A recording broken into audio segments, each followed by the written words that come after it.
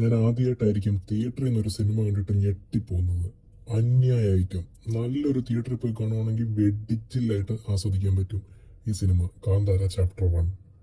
പടത്തിന്റെ തുടക്കം തൊട്ട് അവസാനം വരെ സ്റ്റോറി ബിൽഡ് ചെയ്ത് ഫസ്റ്റ് ഹാഫിന്റെ ഇന്റർവെൽ സീൻ ആകുമ്പോഴത്തേക്കും അന്യായ ഒരു ഐറ്റം തരും. ആ സാധനം കണ്ടിട്ട് തിയേറ്റർ ഒന്നടങ്കം കുലുങ്ങുമായിരുന്നു.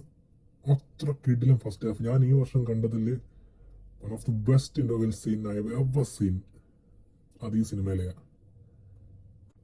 ഈ കാന്താര മുന്നത്തെ കാന്താരയുടെ കഥ നിങ്ങൾക്കറിയാലോ. പതിയെ പതിയെ പറഞ്ഞു വന്നിട്ട് ഏറ്റവും അവസാനമായിരിക്കും ആ ഹൈ മൊമെന്റ്സ് വരുന്നത്. പക്ഷെ ഈ സിനിമയിൽ വരുമ്പോഴത്തേക്കും നമ്മളൊരു കയറി ഒരു 15 മിനിറ്റ് കഴിയുമ്പോഴത്തേക്കും ഇവര് സിനിമ അങ്ങ് ബിൽഡ് ചെയ്ത് ഏറ്റവും ടോപ്പിലേക്ക് എത്തിക്കും.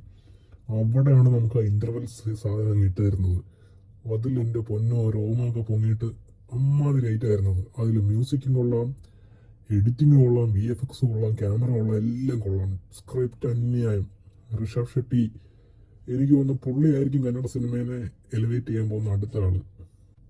ഇതിൽ വേറൊരു കാര്യം, ജൂനിയർ ആർട്ടിസ്റ്റിനെയൊക്കെ വെച്ച് നന്നായിട്ട് പണിയെടുപ്പിച്ചിട്ടുണ്ട്. ഇപ്പൊ സാധാരണ സിനിമകളിലെ പോലെ ഫുഡും ക്യാഷും കൊടുത്തിട്ട് എന്തെങ്കിലും കാണിച്ചു വിടുന്ന സീനൊന്നുമില്ല. ഇതിനകത്ത് ഓരോ ജൂനിയർ ആർട്ടിസ്റ്റിനെ കൊണ്ട് നന്നായിട്ട് പണിയെടുപ്പിച്ചിട്ടുണ്ട് ഇതിന്റെ ഡയറക്ടർ, അതായത് ഋഷഭ് ഷെട്ടി.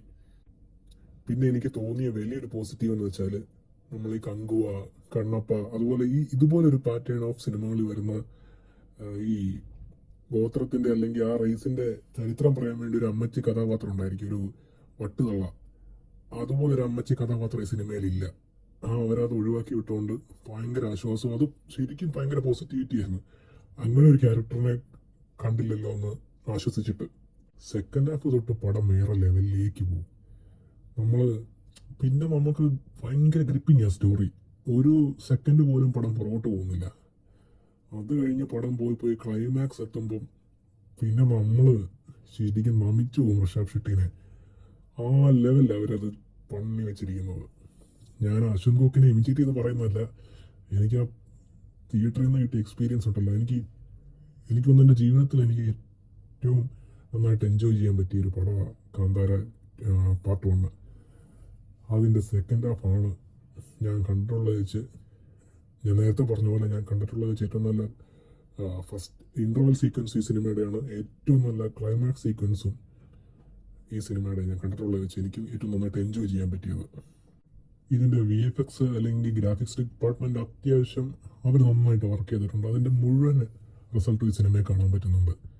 അതായത് നമുക്ക് ഗ്രാഫിക്സ് ആണെന്ന് നമുക്ക് കണ്ടാൽ മനസ്സിലാവും, പക്ഷെ അത് മനസ്സിലാക്കിക്കൊണ്ട് തന്നെ നമ്മൾ രോമാഞ്ചത്തിലേക്ക് എത്തിക്കും. അതാ ഡയറക്ടറുടെയും പുള്ളിയുടെ റൈറ്റിംഗ് ശൈലിയുടെയും ഭയങ്കര ക്വാളിറ്റിയാണ്.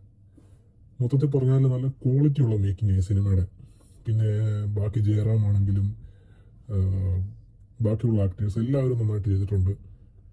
ഋഷഭ് ഷെട്ടി പിന്നെ ഒന്നും പറയണ്ട. പുള്ളി നേരത്തെ കാന്താരയെ എടുത്തു വച്ചിരിക്കുന്നതിൻ്റെ ഒരു 4 ഇരട്ടി ക്വാളിറ്റി വൈസ് ആണെങ്കിലും എഡിറ്റിംഗ് വൈസ് ആണെങ്കിലും മ്യൂസിക്കും ഭയങ്കര കിട്ടിലും നന്നായിട്ട് തന്നെ ചെയ്തു വെച്ചിട്ടുണ്ട്.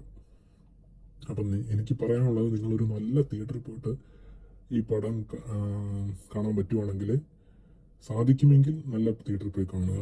നന്നായിട്ട് എൻജോയ് ചെയ്യാൻ പറ്റും. 100 രൂപയൊക്കെയാണ് നിങ്ങൾ ടിക്കറ്റ് എടുക്കുന്നതെങ്കിൽ നിങ്ങൾക്ക് ഒരു 250 രൂപയുടെ എക്സ്പീരിയൻസ് ഈ പടം തരും. അത് ഞാൻ ഗ്യാരണ്ടി ചെയ്യാം.